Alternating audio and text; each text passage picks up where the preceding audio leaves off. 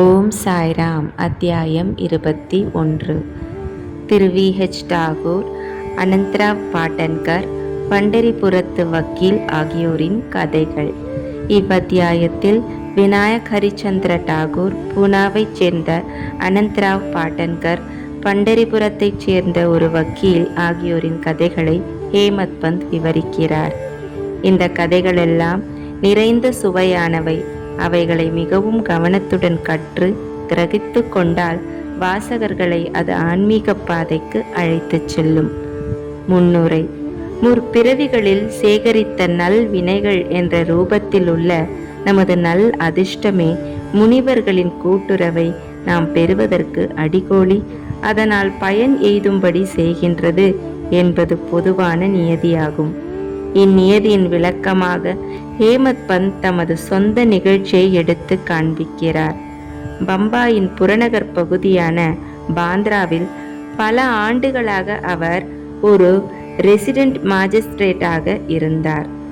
Beer Maulana என்னும் பெயருடைய புகழ்பெற்ற முகமதிய முனிவர் ஒருவர் அங்கு வசித்து வந்தார். பல இந்துக்கள், பார்சியர்கள் மற்றும் பல மதத்தினரும் அவரிடம் சென்று தரிசனம் பெறுவது வழக்கம். இனூஸ் என்ற பெயர் கொண்ட அவருடைய முஜாவர் இரவும் பகலும் பல முறை அவரை சென்று தரிசிக்கும்படி ஹேமத் பந்தை வற்புறுத்தி வந்தார். ஆனால் என்ன காரணத்தாலோ அவரால் பீர் மௌலானாவை தரிசிக்க முடியவில்லை. பல ஆண்டுகளுக்கு பிறகு அவருடைய முறை வந்தது. ஷீரடிக்கு அவர் அழைக்கப்பட்டார்.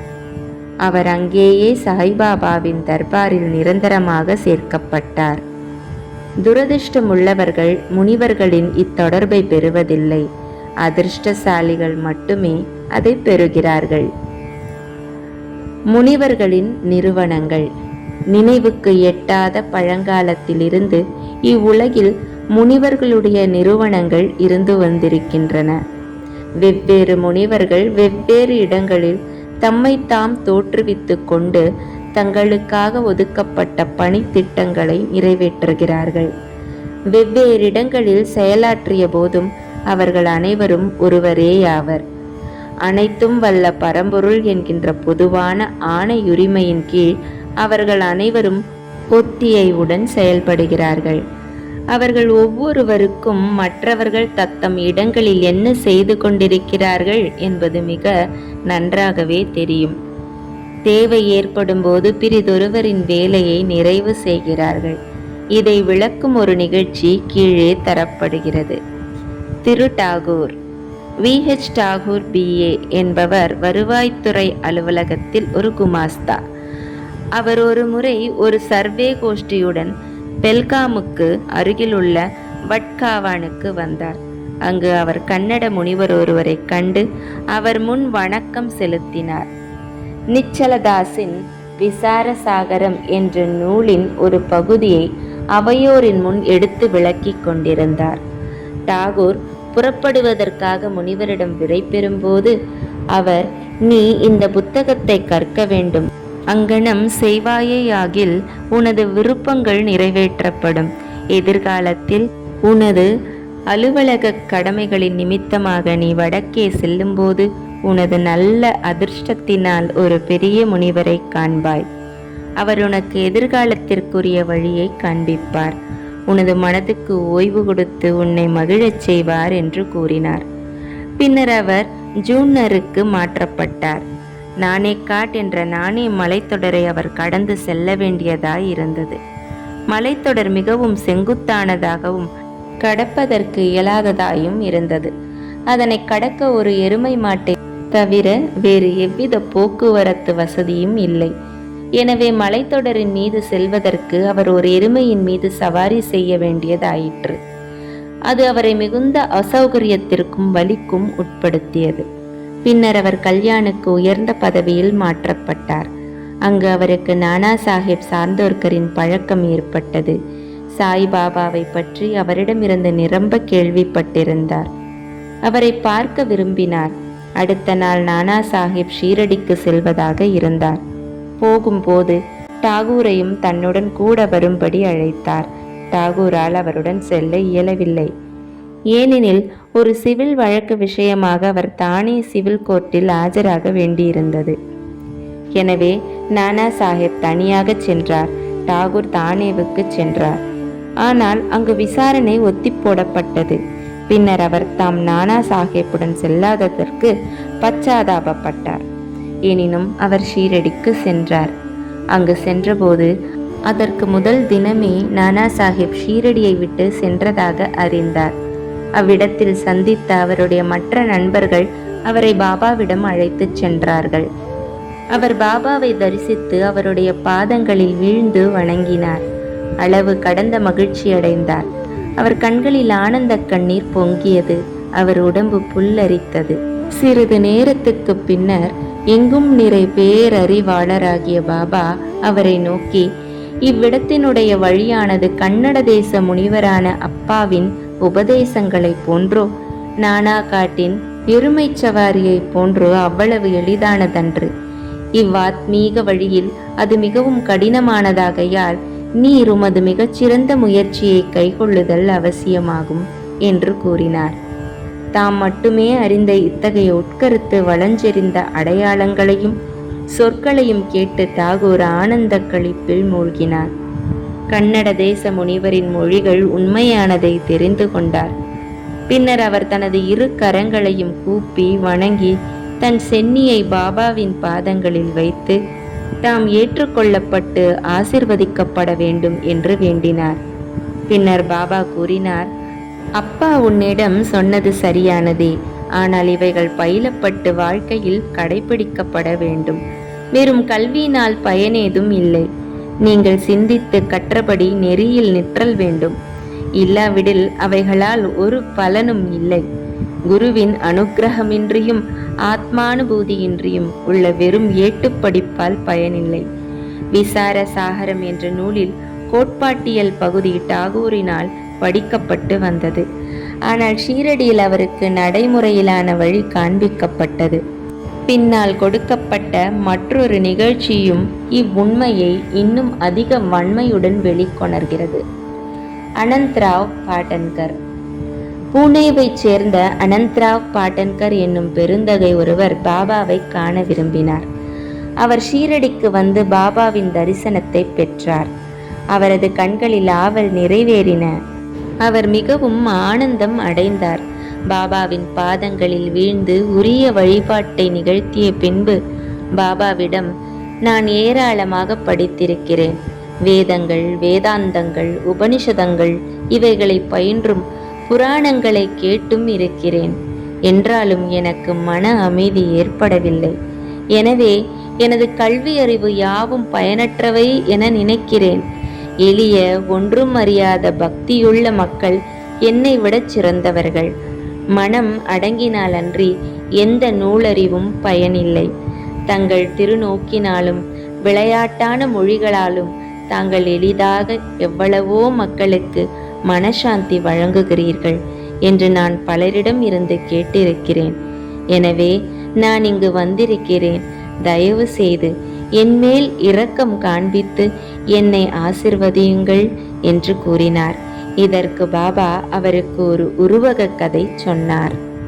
9 லத்தி உருண்டைகளின் கதை. நவவித பக்தி.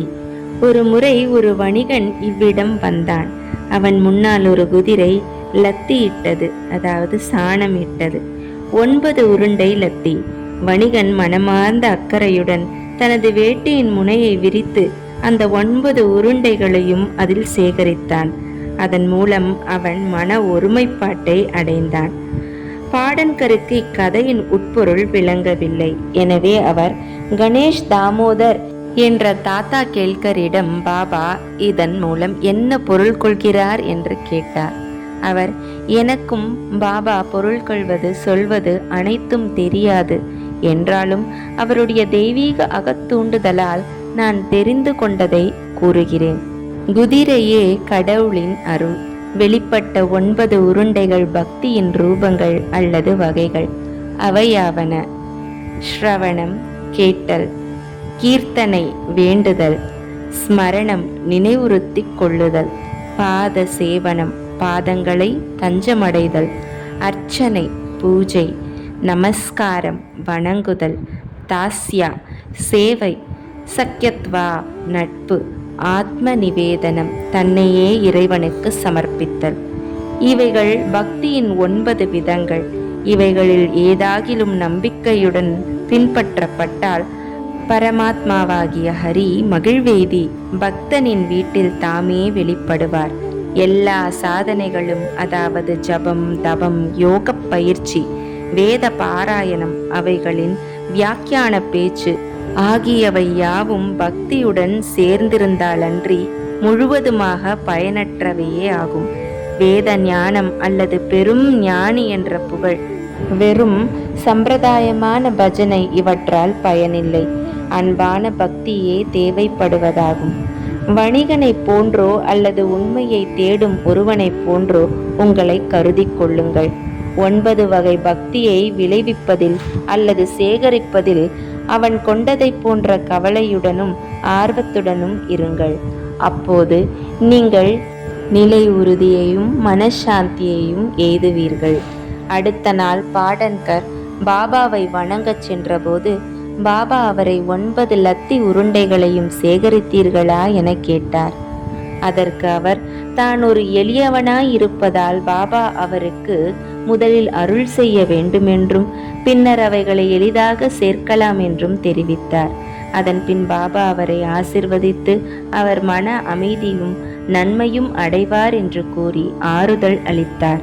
இதை கேட்டு பாடன்கர் அளவு கடந்த இன்பமும் மகிழ்ச்சியும் அடைந்தார். பண்டரிபுரத்து வக்கீல் பாபாவின் எங்கும் நிறை பேரறிவையும் மக்களை திருத்துவதையும் சரியான பாதையில் அவர்களை நெறிப்படுத்துவதையும் காட்டும் சிறு கதை ஒன்றினை கூறி இவ்வத்தியாயத்தை முடிப்போம். ஒரு முறை பண்டரிபுரத்திலிருந்து ஒரு வக்கீல் ஷீரடிக்கு வந்து மசூதிக்கு சென்றார். சாய்பாபாவை கண்டார். அவர் தம் பாதத்தடியில் வீழ்ந்தார். கேட்காமலேயே சிறிது தட்சணை அளித்தார். ஒரு மூலையில் அமர்ந்து நடைபெற்று கொண்டிருக்கும் உரையாடலை கேட்க ஆர்வமுள்ளவராக இருந்தார். பின்னர் பாபா தமது முகத்தை அவர் பக்கம் திருப்பி, மக்கள் தாம் எவ்வளவு வஞ்சனை உடையவர்களாக இருக்கிறார்கள். அவர்கள் பாதங்களில் விழுகிறார்கள், தட்சிணை அளிக்கிறார்கள், ஆனால் அந்தரங்கமாக காணாவிடத்தில் திட்டுகிறார்கள். இது அற்புதமாக இல்லையா என்று கூறினார். இக்குள்ளாய் வக்கீலுக்கு பொருத்தமாக இருந்தது. ஒருவருக்கும் இக்குறிப்பு விளங்கவில்லை. வக்கீல் இதை கிரகித்தார். ஆனால் அவர் அமைதியாயிருந்தார். அவர் வாதாவுக்கு திரும்பிய போது வக்கீல் காக்கா சாஹேப் தீக்ஷித்திடம் சொன்னதாவது, பாபா குறிப்பிட்டது சரிநுட்பமாக உண்மையே ஆகும். இக்கணை என்மேலேயே எய்தப்பட்டது. அதாவது மற்றவர்களை திட்டுவதிலோ அவதூறு பேசுவதிலோ நான் மனம் போன போக்கில் போகக்கூடாது என்ற எனக்குரிய குறிப்பே ஆகும். பண்டரிபுரத்தின் முன்சீப் அல்லது சப் ஜட்ஜ் தமது உடல்நல முன்னேற்றத்தை முன்னிட்டு இவ்விடம் வந்து தங்கியிருந்த போது பண்டரிபுரத்தின் பார் ரூமில் இந்த விஷயத்தை பற்றிய விவாதம் நடந்தது. துன்புற்று வந்த நோய்கள் யாவும் சாய்பாபாவின் பின்னால் போவதால் மட்டுமே மருந்துகளின்றி குணப்படுத்தப்படும் வாய்ப்பு சிறிதேனும் உள்ளதா என்றும், சப்ஜெக்டை போன்ற படித்தவர்கள் இதை போன்ற முறைகளை அனுசரிப்பது சரியா என்றும் சொல்லப்பட்டது அல்லது விவாதிக்கப்பட்டது. அதாவது மறைமுகமாக சாய்பாபா அவதூறு பேசப்பட்டார் அல்லது குறை கூறப்பட்டார். நானும் இந்த விஷயத்தில் கொஞ்சம் பங்கு கொண்டேன். இப்போது சாய்பாபா எனது ஒழுங்கீனத்தை எடுத்து காட்டினார். இது எனக்குரிய கண்டனமாகாது, ஆனால் ஓர் சகாயமாகும், ஓர் உபதேசமாகும். அதாவது நான் பிறரை தூற்றுவது, துஷ்பிரச்சாரம் செய்வது இவற்றில் தன்னிச்சையுடன் செயல்படக்கூடாது என்பது பற்றியும், அனாவசியமாக பிறர் காரியங்களில் தலையிடக்கூடாது என்பது பற்றியும் ஆகும். ஷீரடி பண்டரிபுரத்தில் இருந்து 300 மைல் தூரத்தில் இருக்கிறது. எனினும் அங்குள்ள பார் அறையில் என்ன நிகழ்ந்தது என்பதை பாபா தமது எங்கும் நிறை பேரறிவால் அறிந்திருந்தார். இடையில் உள்ள இடங்கள், ஆறுகள், காடுகள், மலைகள் யாவும் அவர்தம் அனைத்தையும் உணரும் பார்வைக்கு தடை செய்வன அல்ல. அவர் எல்லோருடைய இதயங்களையும் பார்க்க முடியும், படிக்க முடியும். எதுவும் அவருக்கு இரகசியமோ மறைக்கப்பட்டதோ அன்று. அண்மையிலோ சேய்மையிலோ உள்ள ஒவ்வொன்றும் பட்ட பகலொளியை போன்று தெளிவாகவும் சுத்தமாகவும் அவருக்கு தெரியும். ஒரு மனிதன் பக்கத்தில் இருந்தாலும் தூரத்தில் இருந்தாலும் அவன் சாய்பாபாவின் எங்கும் நிறை கூர்ந்த பார்வையினின்று தப்ப முடியாது. இதிலிருந்து மற்றவர்களை பற்றி தூஷணையாக பேசக்கூடாது என்றும் தேவையில்லாமல் மற்றவரை குறை கூறக்கூடாது என்றும் வக்கீல் அறிந்து கொண்டார். இவ்வாறாக அவர்தம் கெட்ட குணம் முழுவதுமாக மறைந்து நல்வழிக்கு திருப்பப்பட்டார். இக்கதை வக்கீலுக்கே என்றாலும் அனைவருக்கும் இது பொருந்துவதேயாகும். அனைவரும் இந்நியதியை உள்ளத்தில் கொண்டு அதனால் வரும் பயனை அடைய வேண்டும். சாய்பாபாவின் பெருமை ஆழங்காண இயலாதது. அவ்வாறே அவர்தம் அற்புதமான லீலைகளும் ஆகும். அவர்தம் வாழ்க்கையும் அங்கனமே ஆகும். ஏனெனில் அவரே பரபிரம்ம அவதாரம் ஆவார். ஸ்ரீ சாயியை பணிக. அனைவருக்கும் சாந்தி நிலவட்டும். ஜெய் ஜெய் சாய்ராம்.